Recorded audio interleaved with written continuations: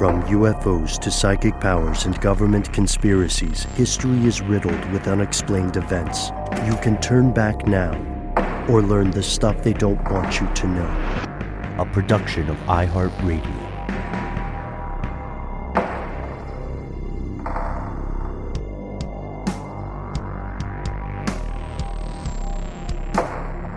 Hello, welcome back to the show. My name is Matt. My name is Noel. They call me Ben. We are joined, as always, with our super producer, Andrew the Triforce Howard. Most importantly, you are here. That makes this the stuff they don't want you to know. I suggest we begin with a callback. Matt, Noel, not too long ago, we explored a harrowing story about Myanmar, especially the troubled scam industry there. And we exercised some empathy. We asked a question a lot of people don't ask, which is when you get those crazy phone calls, who's on the other line? You know, who's on the other end of the phone?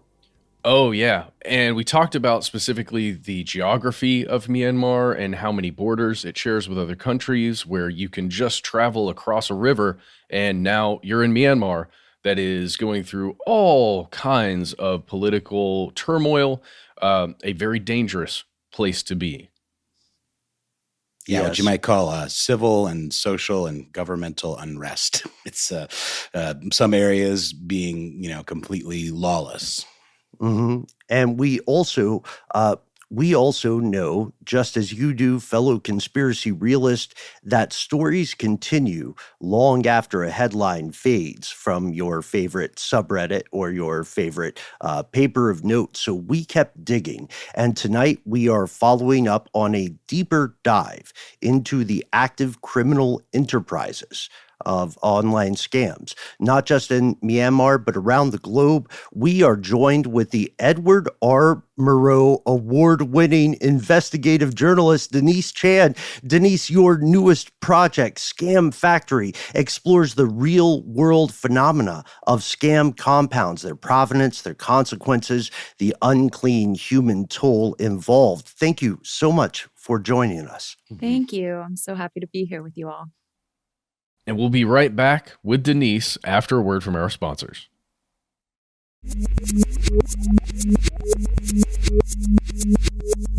We have been listening to Scam Factory, which has, let's say, fully humanized the experiences of people who go through the factory, people who are affected by loved ones going through the factory.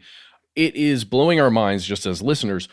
Can you tell us how you came into this project?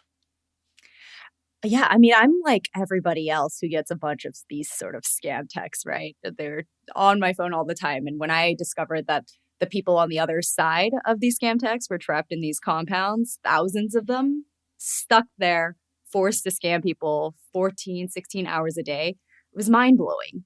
And it totally flipped the script of who I thought was a scammer and them actually being a victim.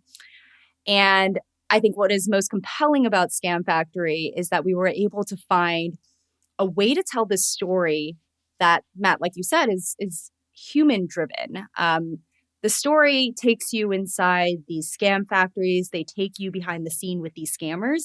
But really at the heart of it, it is a family story. It is a story about a Filipino man who gets tricked into going to Myanmar, and his older sister who goes through crazy lengths, gets wrapped up in the scam operations, makes complicated decisions in order to get her brother out.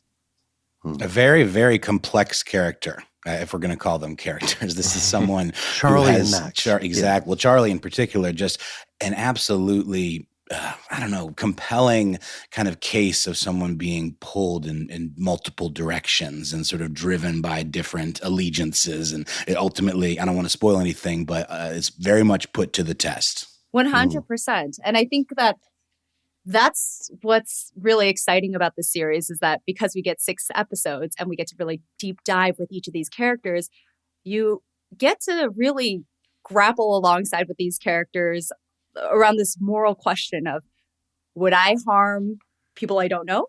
in order to save myself or to save the people that I love. It's a trolley problem in a way, ethically fraught. And Denise, one thing I love that you're pointing out here is there's an exploration for the people on the other side of the cold phone call. They themselves have become scammed into scamming, if it's fair to say. And with this, before we really dive in, we have to acknowledge your award-winning work on previous projects. SoCal Connected, I was there, podcast like Fed Up and Over My Dead Body. And don't forget Until It Happened to Us. Mm-hmm. All right. Always remember that one. Also, can you tell us how you initially discovered this story? Like what drew you to it? Thank you for pointing out my previous work. Yeah, so my previous background was in investigative documentaries. I've actually done a lot of stories, primarily domestically focused. So having the opportunity to do an international story, to bring a story that's overseas to U.S. audiences was always on my bucket list. So this is why Scam Factory is very special and unique milestone for me personally. But how I found this story, it was unexpected, actually. Once I heard that once I learned the truth about who was behind these scam texts, I immediately wanted to talk to people who had escaped from these compounds. And at the time, we had heard about 2 people who had just been rescued a couple days prior and made it back to Bangkok. And so we scheduled an interview to talk to them. And those 2 individuals turned out to be Max and Jane. Wow. And as we're sitting there talking to Max and Jane, we notice that Max keeps looking at a woman sitting on the side. And we don't realize until the recorder is off that that person is actually Charlie, his older sister. Wow. And it wasn't until after that, when we began to have conversations with Charlie, that we realized, oh, Charlie not only helped bring Max out, but she actually played an even bigger role, without giving any spoilers, that made her really the center of this entire story. So that is how we ended up finding the story, finding these siblings. And as we just kept pulling that thread, it just kept unraveling, and it became a wilder and wilder tale, as you'll really That's hear. amazing. What luck. I mean, I know there's more to it than luck, but for your first, source that you discover to be at the center of what is not just a kind of a teachable moment for this kind of thing and sort of an explanation of what is on the other side, but just an absolute twisting, turning story of intrigue and just, kind of the humanity of it all. It's incredible you found those folks so quickly and all at the same time. Yeah, I will add that it wasn't. Max and Jane they were the first sources that we spoke to coming out of Thailand, but we had talked to other sources up until that point. But the thing about Wondery is that we're always trying to find the most unique way into this story. And once we heard about Charlie and Max's journey, the sibling story, we were like, okay, this is going to be a compelling way in for listeners to universally understand what these individuals are going through. So let's jump to the first episode of the series when we're thinking about Charlie and Max as, sister brother. Charlie, the older sister, who feels very protective over Max. How does Max get introduced to the concept of whatever it is that he thinks he's going to go and do to make some money? Like, what is that value offer to him? And then how does he get sucked in, and how does Charlie help him get there?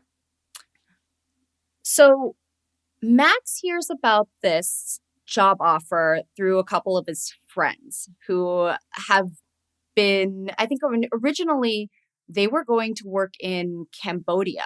And he hears about this opportunity. He thinks, oh my gosh, my friends are out there. They seem to be doing fine. I want to work this job.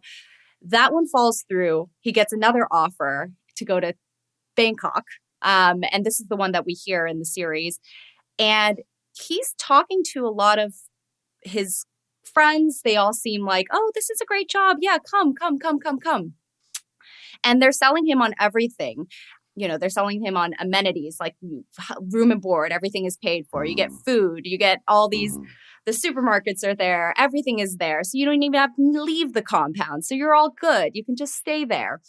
And obviously, like we say in this series, Max is at home driving his family car. It's not making a ton of money. So when he's making maybe $250 a month. And so when he hears a job opportunity to go abroad and make $1,000 a month, that could be game changing for him. And so that's what initially appeals to him. It's like, yes, I'm going to go abroad for a year and work and be away from my family. But hey, on the other side, I'll be able to give them a way better standard of living if I can get this income. So that's initially what brings him in. But what does he think he's going to do with that job? Like, what is the actual job itself? He thinks that he is going over there to do, it's like an online casino gig. And so he thinks he's going over there to do, it's almost like the loaders on online casinos where you do customer service with people who are gambling. And so he thinks that's what the job is going to be. It's customer service, it's back end, and that's it. And totally legit. And super above board. Definitely not involved with any sort of triad. The sarcasm goes. So real quick, Denise, let's walk through this experience. So we are Max, right? We are working a pretty not amazing job. We're making ends meet, and we receive an offer to travel abroad. We sign a contract telling us we will work back end in an online casino gig. Where do we find the plot twist? What happens to Max when he agrees to take up this job offer? So Max doesn't sign a contract, but one of the things I want to emphasize is like one of the things that is really sinister about the entire thing is that you'll hear it in the first scene where they go to a mall and these criminal syndicate bosses will come, the recruiters will come and they'll have lunch with you. They'll make it seem as legitimate as possible that this is all good. They'll answer every single question that you have. They'll try to sell you on it. You're almost flattered by it, right? Because you're coming from a place where maybe you aren't given that kind of respect and you're being treated like you're potentially an asset for this new operation. And there's got to be a certain sense of like pride that they're giving you that maybe you are lacking in your normal life. Yeah. And it feels like, you'll hear it in the series where Max goes to this restaurant and it's a fancy restaurant. It's a restaurant they normally wouldn't go to and everything is paid for. So in the back of their mind, it feels really legitimate. Like, oh, okay, these people have money. This company has money. This is going to be great. So, and Charlie is at that lunch. Charlie is convinced herself. She feels like she's done all the vetting that she could do. She has asked all the questions. She feels like it's legitimate. So she lets Max go. So yeah, so after their luncheon, Max is convinced. Max is very excited. Charlie actually also gets the opportunity, a free flight to go and check out the compound herself. I mean, all of this seems above board on her end. She goes over to the campus. She sees, oh, okay, everything looks legitimate. Like all the amenities are exactly as they said. She takes a look at the dorms. She takes a look at the office. She looks at people's screens, sees, oh, they are doing online gambling. She comes back, tells Max, we're good to go. I think you're okay. And so Max goes and he's very excited. He flies over to Bangkok and very quickly realizes something isn't right because Bangkok should only be about 45 minutes away from the airport. And as he's driving, it becomes longer and longer and longer. And something starts to dawn on him that it is not right. Yeah. I don't want to spoil it too much, but imagine being shuffled into a vehicle, right? You think you're going 45 minutes. Then it turns into 5 hours. And then they're like, hey, get out. We're going to stay at this hotel for a few hours. And then we're going to keep going. We're going to keep going. I mean, all that kind of too speaks to the nature of a scam and this idea of keeping people hanging on, kind of hoping for the next thing or the positive thing that was promised. You'd make a really good comparison in the first episode that I think a lot of people can understand about the way car salesmen operate. I actually just bought a car, so it's home for me. But it's the idea that they kind of keep you captive in a way and make you all these promises and answer all your questions and make everything seem legitimate. And then when you're kind of out of it or exhausted, that's when they kind of pull the bait and switch or whatever. I mean, not all car salesmen are like that. But can you maybe speak a little bit to the mechanics of a scam? Maybe not a specific scam, but just how that promise and that whole relationship kind of plays into how things can really quickly spin out of control. I think what's interesting is the whole tactic, especially with folks like Max and Jane who get tricked into going to Myanmar. They are constantly reassured, even in the car, like as they're texting their recruiter, oh, no, it's fine. This is exactly what's happening. Don't worry. And they'll try and ask questions, be like, hey, where are we going? And the driver will say, no English, no English. So it's sort of, it's a stressful and yet confusing period, but also you have no choice but to trust the only contact you have. Oftentimes it's the recruiter. And so the recruiter is telling you, oh, it's good, it's good, it's good. And so you really, what are you going to do? You can't just like open the door and just like roll out of the car, right? It's a very scary situation. And they purposely kind of put people in that scenario so they can't escape. And all they can do is hope that they're telling the truth. And obviously they're not telling the truth about where they're going. Well, and even beyond that, like physical safety aspect, there is also that promise of future payment, future deliverables. And you're like, oh, if I jump out now, or if I get out now, or if I ask to be dropped off, then I won't get this opportunity. And that's part of the kind of mind games that are being played with you by this recruiter as well. Yeah. Yeah, 100%. I mean, even once they get into the compound, it's like the goalpost keeps moving. They'll say, oh, just work 1 year. And then maybe once you get to the 1 year, who knows if they're lying or not, they could keep you for longer, or just meet this quota. And then once you meet this quota and you hit a certain number, the quota might change. The quota might suddenly be like, okay, the bosses might suddenly say, hey, yeah, we said you could work until this amount of money. However, because of how you lived, you now owe X amount. And so therefore, what you're trying to get at is now a higher price. So these are just things that they do to make sure you're stuck there. And with that, we'll take a quick break and be right back.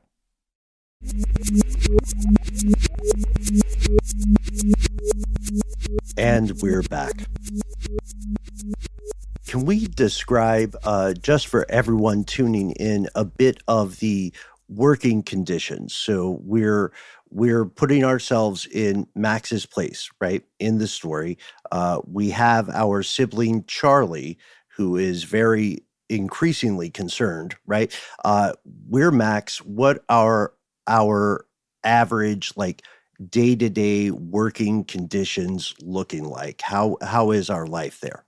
So inside these compounds, it's kind of bizarre because, and I will be honest, when I first heard about these places, it felt unreal that these places would exist. They are almost like micro cities. They're places where there's high-rise buildings full of dorms, offices, then there's casinos, there's hotels, there's streets full of restaurants, there are karaoke bars. So it feels like a mini city.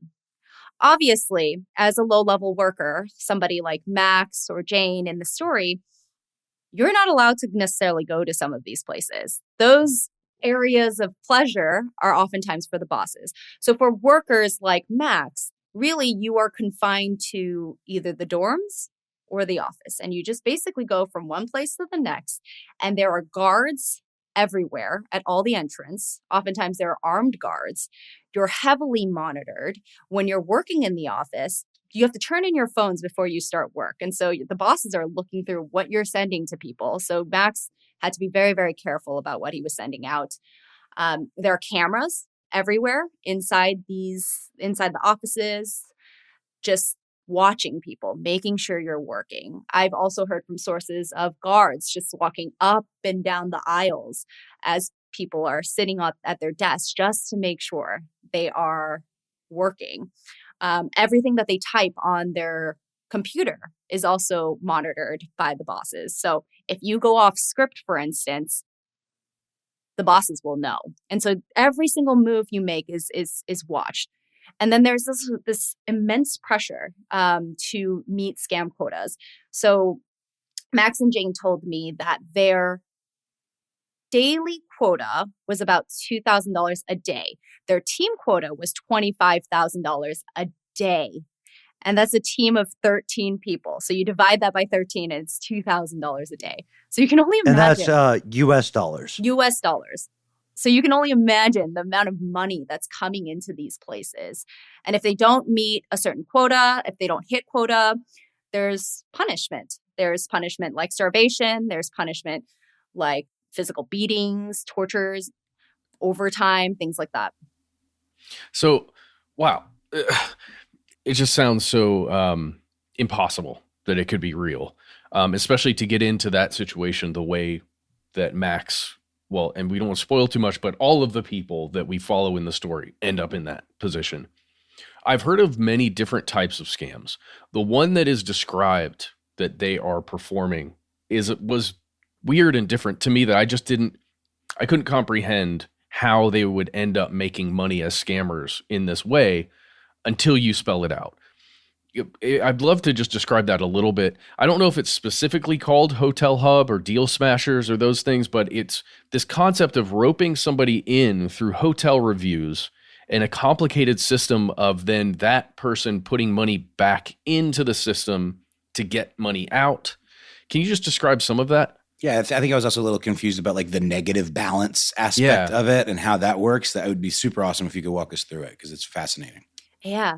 It was, I'll be honest, it was confusing when I first heard of this scam as well, because they also use interesting terms. They call them customers and clients. They use terminology that's really interesting.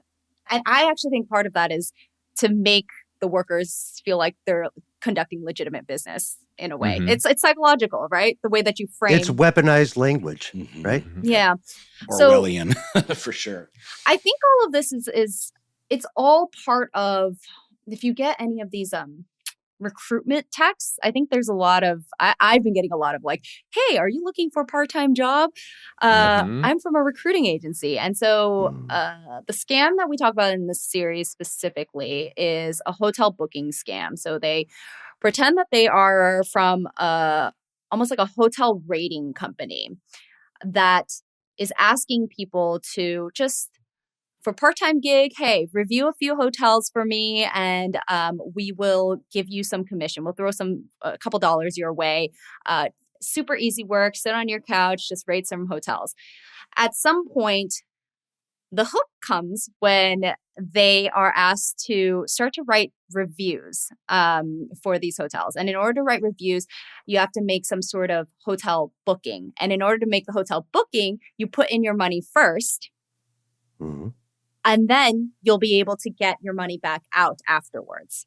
In doing so, by putting your money in up front, you are allowing yourself to make an even bigger commission.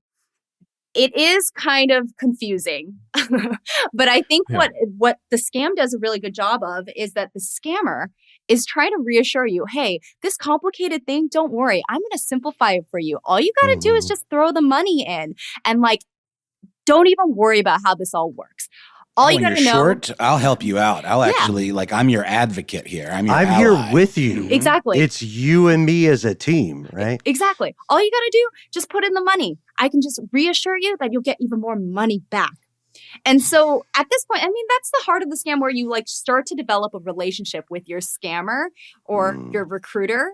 You think that they're looking out for you. And so you start to believe, oh, okay, so far they have helped me make a lot of money. So I have no reason to not trust them at this moment in time, even though I don't fully understand how this all works. And so they'll put money in and Noel, like you were asking, the negative balance comes up again where it's like, oh, you know what? for some reason it's a negative balance, but don't worry, just put more money in and you'll get an even bigger reward at the end. And so it's sort of like this cyclical thing. It doesn't fully make sense, but I do think the heart of it is that there's a level of trust. You trust that this person you're talking to knows exactly what they're doing. They understand the platform better than you. So the rapport. They're looking out for you, for sure. Well, it makes me think about the gig economy that we all exist in now, where everybody is looking for a second or third thing they can do on the side to make just enough money to live, right? Yeah. To be able to afford life in 2025. And this concept of picking up something on the side and then just, doing reviews, doing rating, maybe even delivering something, that kind of thing just is so regular. That is just life now. I can see how people would get sucked in really easily. And the fact that it's remote, right? I feel like everybody these days are looking for remote work to do something quick and easy, make a couple bucks. And it's not like you're going to make a huge salary from this, but hey, a couple $100 means something. Yeah. Yeah.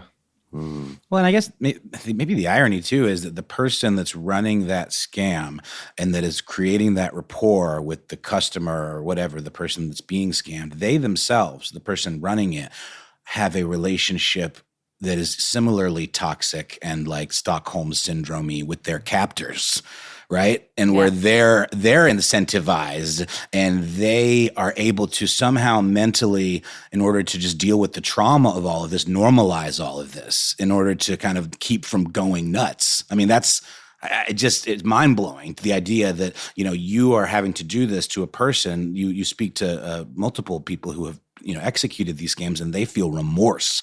But in the moment, you're like doing what you're told.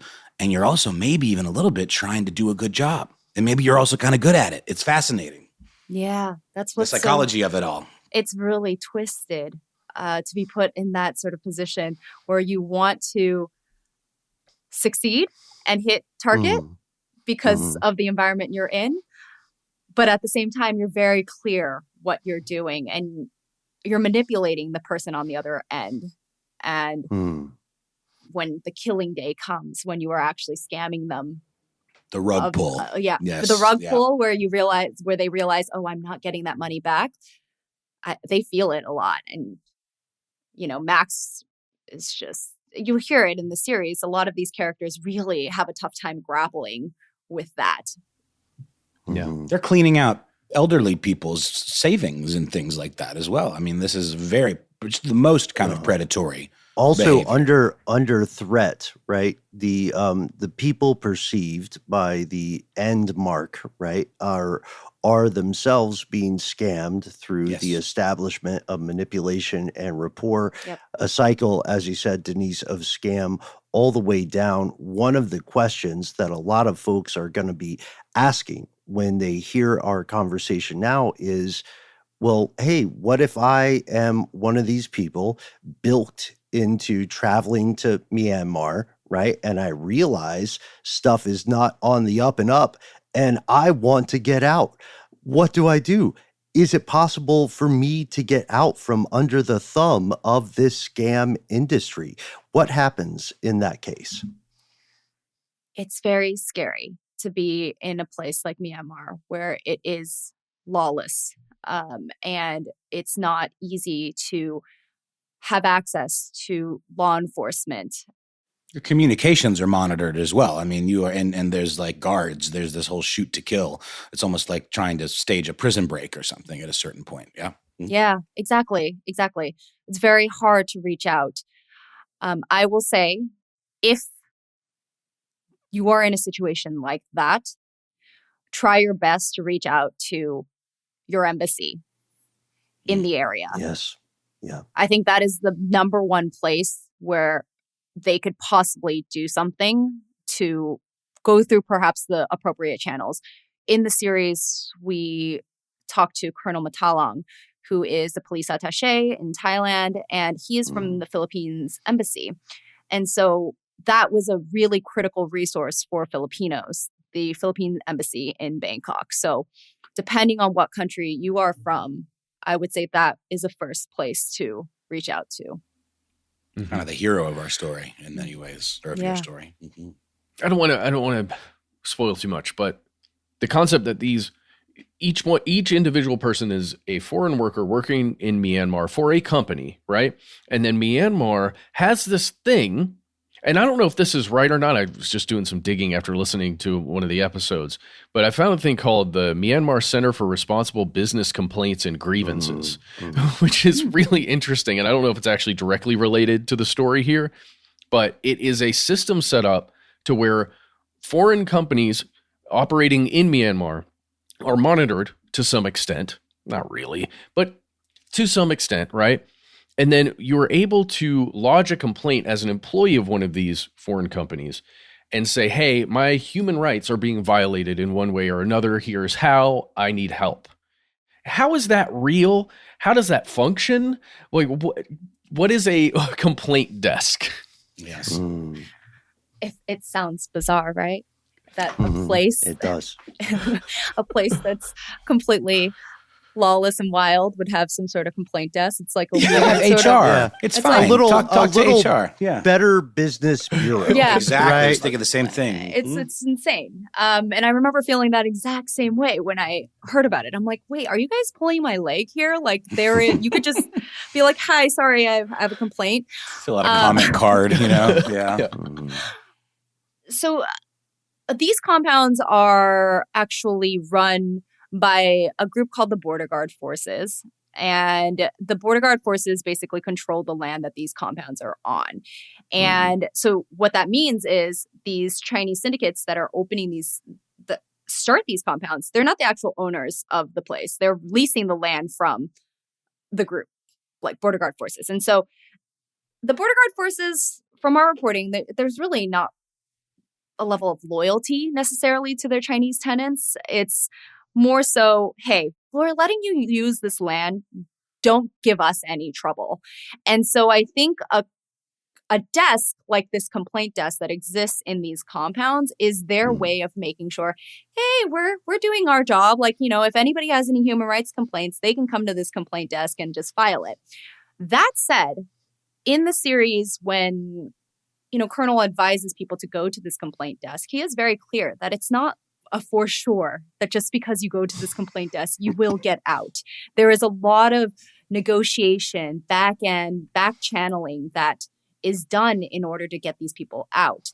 However, step one is to at least just flag to the complaint desk, hey, my embassy knows that I am here and they know that I want to get out and there's a violation on my human rights. I don't want to work here. I want to get out.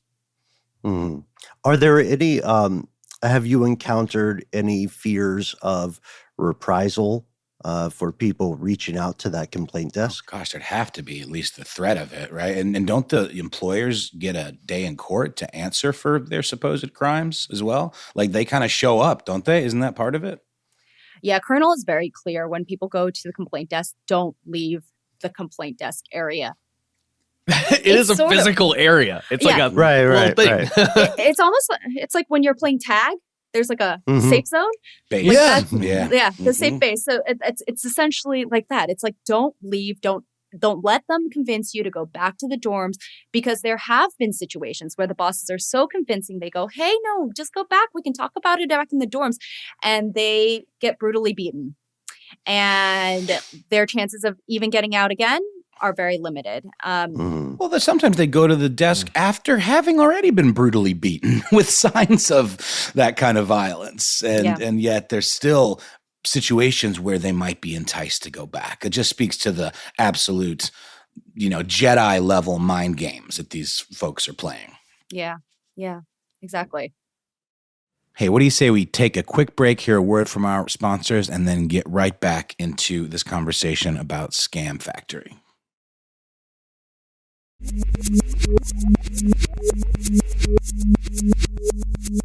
And we've returned.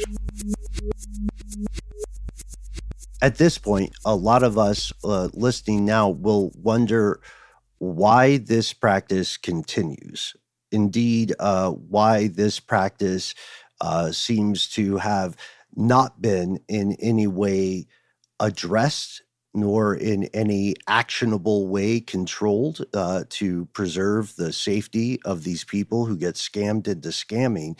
So we have to ask, why? Why is no one stopping this? It's not even reported that widely. I hadn't heard about it until we did a strange news segment about it on the show. And this is very much Ben's wheelhouse with international affairs and such. But I just don't feel like it gets much traction in the American media. You know, outside of your incredible series, it seems like a really off the beaten path kind of story that a lot of folks are absolutely clueless about.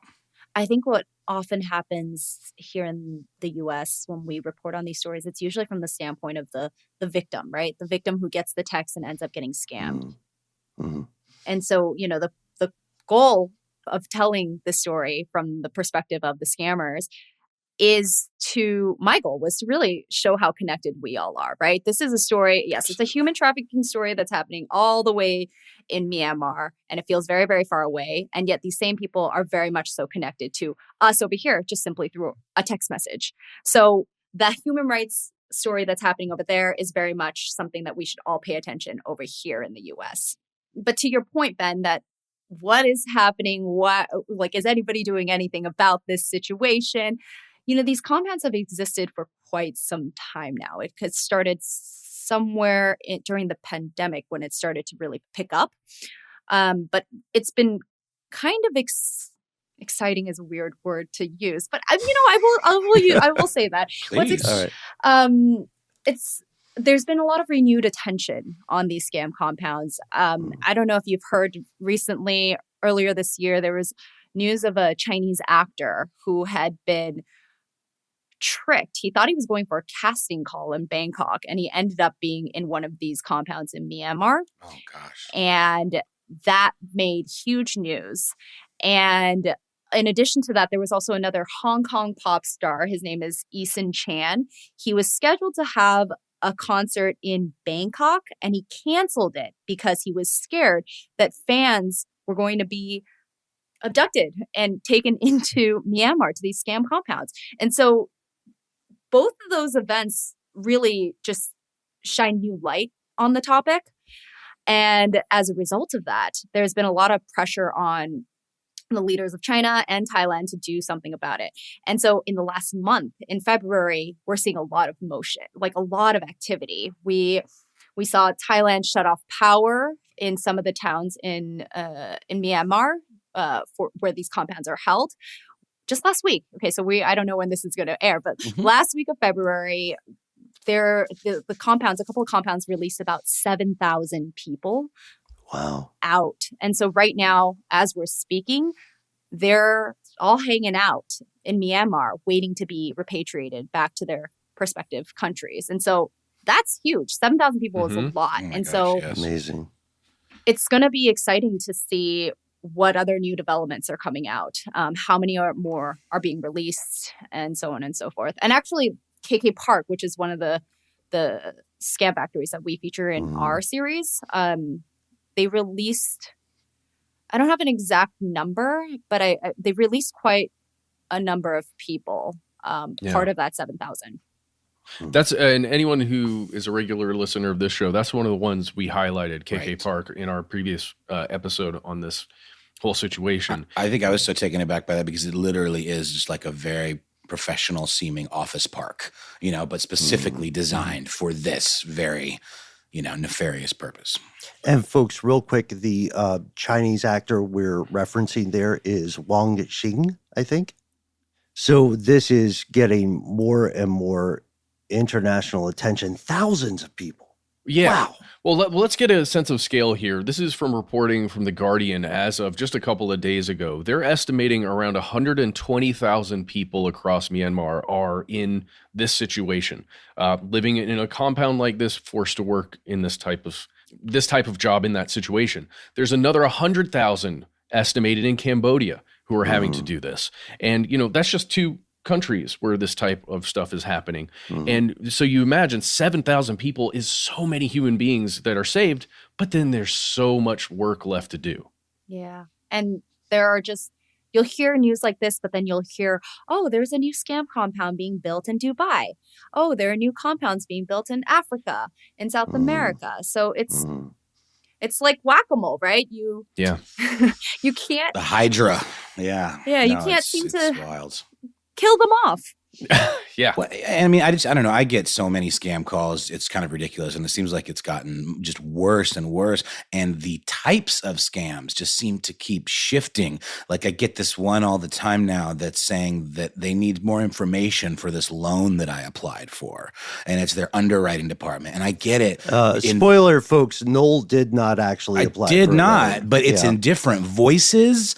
They leave messages. It comes from all kinds of area codes. And it's coming from this very uniform seeming script. So that's just one that I've been inundated with. And I just wonder if you have any thoughts about, like, are things like that coming from these types of compounds as well? Is that a red flag? The idea that it's the scripted thing with different voices, maybe with spoofed numbers, or how do they reach us, with this kind of stuff? And how do you see the evolution of these types of scams, even as governments take action and close some of these places down? I don't know for sure if all of the calls are from these scam centers. I wouldn't be surprised. Right now, from what I've heard from my sources, is that there's a big focus on AI. Anybody like AI talent. Because, as you can imagine, if you can use AI to talk to people, not rely on Google Translate to chat with people, like it's only going to become more and more realistic, and that's really scary. Yes. So that, like, it wouldn't surprise me that they're doing things like that, but that only means we should all just be more vigilant of any strange calls, any texts from strangers. Yeah. Anybody that wants to video chat with you. 100%. Do you have any tips? I don't know. Any tips you might pass on to folks who, in this climate, just things to listen out for without just being completely paranoid and distrustful of everything? Whoops. I don't know if you, in the course of your reporting, kind of learned some things to look for, and maybe some suggestions you might give to listeners, trying to be vigilant, as we're saying. Also, Denise, thank you for hopping on this video chat with us. Yeah, just gonna drop that one in there. Jeez. But that's a great question. So we're hearing these very scary things. We're also learning to exercise empathy for the people who got scammed into scamming. In your work, as Noel was asking, do we arrive at some basic, like, day one tips for the vigilance you describe? I am the first to admit that now I am so paranoid of any text that comes my way. The other day, just last night, my boyfriend got a text that was like, "Hey, I'm your neighbor. Like, can you turn down the music? My name is Debbie." And we're like, "We don't have a neighbor named Debbie." Lies. No. Is this their new way to scam people now? Turns out it was a wrong number, but I was like, "Oh no!" Oh my God, what's going on with Debbie? Well, I'm constantly worried about this kind of stuff. But I would say, I'll give the advice that I give to my mom, because that is what I oftentimes do. One is I would tell her, do not talk to anybody who's trying to sneak into talk to you on Facebook, on WhatsApp, like any strangers. Like, just don't talk to them. If somebody's reaching out to you that pretends that they're from some sort of legitimate company, really try to verify. What they will often do is, if you look closely at the websites they give you, check for the legitimate website, like Google it on your own, just to make sure it's the real site. Look at email addresses. Sometimes they'll change like one single letter just to make themselves seem like they're from the company, but they're really not. Make sure the URL is the real URL. Exactly. Yes.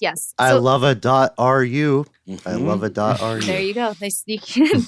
But yeah, I think that's one thing. And then, if in doubt, I would also seek out second, third opinions, just to like make sure to double verify. Like, my mom will send me all these texts and emails these days, and I'll be like, don't respond. That's a scam. That's a scam. That's a scam. And actually, the biggest thing is, if you're in conversation with any of these people, if anybody asks you to set up a crypto account, that is a big red flag. Don't give money. Amazon gift cards, another one. Anything like that that's like untraceable. And yes, exactly. Yes, that's Yeah. Don't set up a crypto account to do that with strangers.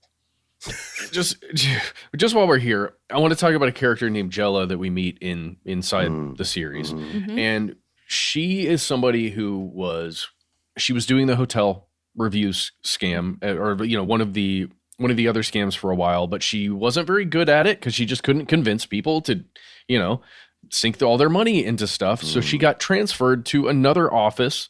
I don't know if it was the same company or a different company, just in the same compound. But she was doing essentially a honeypot scam, but just with a whole room full of people doing the same scam where they're trying to get people to video chat and do lewd things on video for blackmail. Extortion. It's just incredible to think that there are rooms of human beings forced to do that type of work. And then we hear stories, especially of younger people that get caught up in something like that, who, a younger person that thinks they've got, oh, wow, here is potentially a crush or a relationship that I could build. And it just turns into something that can destroy your entire life. Yeah. You highlight the possibility of self-harm in some of these situations with another university student who gets caught up in one of these things. It's just, I don't even really have a question here, Denise. It's just, it's so important for all of us to know that this stuff exists, to arm our minds against it at least a little bit. Yeah, I think to your point about Jella, it's like Jella ends up doing a number of different scams, and without giving everything away, she is reaching out to people when she does the sextortion scam. She's on dating platforms, like she's on that kind of platform. Then she gets moved to another department where they're doing pig butchering scams on Amazon's shop. Like it's just, you can't avoid it. They are coming everywhere to try and develop relationships with people. Yikes. Be careful. Yes. As you said earlier, the vigilance is key, and we're exploring this sort of stuff together. Obviously, the weird thing about the age of ubiquitous social media, the fact that anyone around the world can contact anyone else, we would have logically assumed it brought people together, but it seems to have made people a bit more lonely. So we have to ask ourselves about the human drive to connect, right? And how that fundamental human drive can be weaponized against people. Sometimes we end these kind of conversations with with our little takeaway being like, call your mom, call your dad, check in on the older folks in your life, especially people who are not, as we would say, native to this world. And one thing that we really want to emphasize with your work in Scam Factory is that, as you point out, this is a continuing story. This does not end with, a nice bow wrapped atop the gift. Is there a way out for people currently experiencing this on either side of the phone? We talked about contacting an embassy. We talked about a couple of day one kind of things we can do to protect our loved ones. Where do you see this industry of scam factories going in the future? Is there any kind of stopgap? Is it accelerating? What's going on? I hope that there's going to be a stopgap. I hope that there will be change. It's really hard to predict, right? Because these compounds are growing so fast. I remember over the course of my reporting, I reported on this for about 2 years. Even when I would look at satellite images of KK Park specifically, every month there'd be new buildings being built. Like they're just constantly growing, and things are changing. Just the amount of money that goes in there, right? You said $25,000 a day quota for one office, and we're imagining there's a ton of offices, right? Yeah. I mean, some companies are making, the stat I had was $400,000 a day for just one single company. So the amount of money that's coming through, it could be billions of dollars. And so when you think about how much money is going into these compounds, you can imagine there's like a lot of incentive to like make sure it keeps going. So there's a lot of, when you're building things at this scale, it requires a lot of people to allow it to happen. And so there's also that, which is what makes it sometimes a bit hard to, well, not a bit, it makes it very hard to stop and to hold people accountable. Can we talk about how I think there's a moment where Charlie wants to go see her brother, and in order to do that, she negotiates with the character we're calling Dev in the story.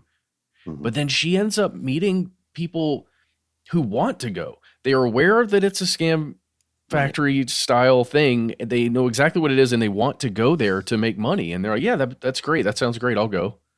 I guess that blows my mind, because it does seem like, at least within the story of Scam Factory, that there are human beings who are aware of the situation in the compounds and still want to go, because there's a belief that perhaps they can make money for a few years and then get out. Yeah, there definitely is that. And actually, when I spoke to Colonel, there are actually people who get trapped there but end up staying because they think, you know what, at the end of the day, I may not be doing something that is above board, but I am making more money than I would make at home. So I would rather stay here and at least be able to send money back, and I have all the amenities I need, which is really crazy that these places become almost a better place to exist and work than they would be back home. Wow. Yeah, it's a devil situation sometimes, right? The idea that we may address or engage with a morally fraught kind of enterprise, and in doing so, perhaps justify for ourselves a greater good, right? I am helping my family. I am pursuing an opportunity, and always just for a limited time. That perhaps is the most... It's sadistic. That's the most insidious. It's super insidious. And I think they weaponize this notion of family. They use family to recruit. They use family to extort, and they use family to control. Like, they're using family to do all of the above to keep workers doing exactly what they want them to do. Thank you so much, Denise, for hanging out with us and telling us just about the show you've made for this episode. Wow. Thank you for having us. This is... Are you kidding? Thank you for bringing this story further into the world, because it's something that is so easy to ignore, right? It's common parlance here in the West for people to say, oh, you'll never guess what kind of scam text I got. And it's very easy to forget that there are real people on the other side of that line. Scam Factory is available now. Spoilers, folks. It's really good. We're not blowing smoke on this one. The reporting, Denise, you have done got us to, I can't speak for my pals, Matt and Noel. At a couple times in the show, I was wondering, holy shit, is Denise going to be okay reporting this? You know what I mean? Did you ever feel that you yourself were going to get targeted for bringing this to the world? I hope the answer is no. I mean, no, it's in the back of my mind. In the early stages, there were reporters who didn't want to work with me on this because of safety concerns. And so that is also one of the reasons why we don't use, we use pseudonyms on the series, because, these are people who have escaped from criminal syndicates. And so they're very afraid. And so that is something that we had to take a lot of care in really making sure that we do what we can to protect their identity, because it's very, very brave of them to come share their story. But also on top of that, it's taxing, right? This is a traumatic experience that they have gone through. And so as a reporter, the other thing that is very front of mind for me, is really making sure that we are doing trauma-informed reporting and making sure that they're in control as they're sharing their stories with us. So I would thank my sources for speaking and sharing their stories. I have a potentially dumb question. What is the syndicate? Like, we talk about it, but is it multiple criminal organizations? Are there a couple that are just controlling a lot of this stuff? Or I'm imagining all these different front companies, right, that are operating in some way. Who's at the stakeholders? Top? Cough. So from my understanding, it's not like there's one family crime criminal organization at the top of everything. It's not like this isn't Batman. Okay, I get it. So I don't know how many people are in charge at the top. I think there are a lot of entrepreneurs, if I would call it that. Entrepreneurs. I love that. Nice. Who see this as an opportunity to make money. And I've even heard of this is really crazy, but I've heard of things like a startup kit that have been being distributed as to how you can set up your own scamming company. And so because of that, it's kind of scary in that you can see it as entrepreneurship. And so therefore you can't really pinpoint who is at the top of all of this. But there has been reporting of some individuals who've been funding some of these things. And yeah. Got it. And we can't thank you enough for your time bringing this story to the world. You have to be so busy, and we are grateful that you're even hanging out with us here. We usually, just for the record, tell stoners about Bigfoot. So this... That's true. Can I get away with that one? We're going to keep it in? It's the truth, man. so this is thanks, Andrew. This is something more people need to know about. Denise, is there a place where people can learn more about your work, not just with this project, Scam Factory, but with your other endeavors and projects? Thank you for asking, Ben. I was just thinking this morning that I should really get my website up so that people can see my work. But yeah, for the time being, you can follow me on social media, Denise K. Chan. And on LinkedIn probably is the best way to see my work. And eventually, hopefully, by the time this is up, you can find me on my website. Yes. Thank you so much for having me. Of course. Thank you. And there you have it, fellow conspiracy realist. We have followed up on our earlier episode about KK Park and the troubled border of Myanmar. Guys, honestly, Scam Factory, it's really good. It really, really is. It's just beautifully researched and reported, obviously, and also the sound design is top-notch and very immersive without, kind of getting in the way. Really, can't wait to hear more. I think there's one more episode to drop as we sit and record this today. Yeah, and some of us have listened, and it, wow, just, you should listen. I'll put it that way. I don't want to spoil anything. It is such a crazy story. And you said something at the top, Noel, about Charlie, that character Charlie, just following the journey all the way to the end. Yeah, this is something that really hit me, you guys. Denise Chan and her team are looking at the human consequences that we explored briefly, but they're looking at it in depth.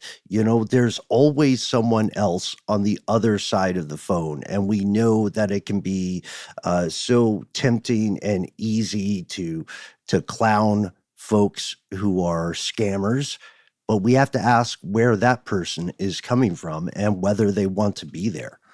Yeah, and it's a scam all the way down and all the way up. Everybody's scamming everybody in the chain when it comes to this. And guys, it made me just think about, I don't know, some stuff I kind of don't want to say on the mic, just about jobs in general and taxes and getting scammed. Just, hey, no, we just need you to work a little bit longer. You'll retire one day. No, we promise. You'll retire. You'll go on that cruise. You'll be 60. maybe 80, but you'll go on a cruise for sure. Yeah, just keep digging and pay no attention to the gun at the back of your head. Right? Yeah. It's fine. It's fine. Yeah, and remember, you're only renting the shovel. Anyway, not keeping it too dark. We want to hear your thoughts, folks. Please check out Scam Factory, and please remember that this show only happens with your support. You are the most important part of our exploration. As such, we would love to hear from you. The rumors are true. You can find us on email. You can find us on a telephonic device of your choice. You can also sip the social meats. Indeed, you can find us at the handle Conspiracy Stuff, where we exist on Facebook with our Facebook group, Here's Where It Gets Crazy, on YouTube, where we have video content galore for you to enjoy, as well as on X, FKA Twitter. On Instagram and TikTok, we're Conspiracy Stuff Show.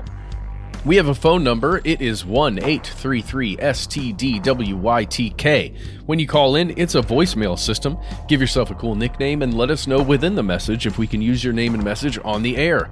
If you've got more to say than can fit in a 3-minute message, maybe you've got links, maybe you've got photographs, other attachments, why not send us a good old-fashioned email? We are the entities that read every piece of correspondence we receive. Be well aware, yet unafraid. Sometimes the void writes back. Big thank you to our many fellow listeners who checked in about our run of classic episodes. Guys, remember we did some classic episodes for about a week there? Yes, we did. Indeed. We did. We're back in the saddle. Just to let everybody know who asked, we are okay. We are alive. We are making this show with our own consent. Conspiracy at iHeartRadio.com.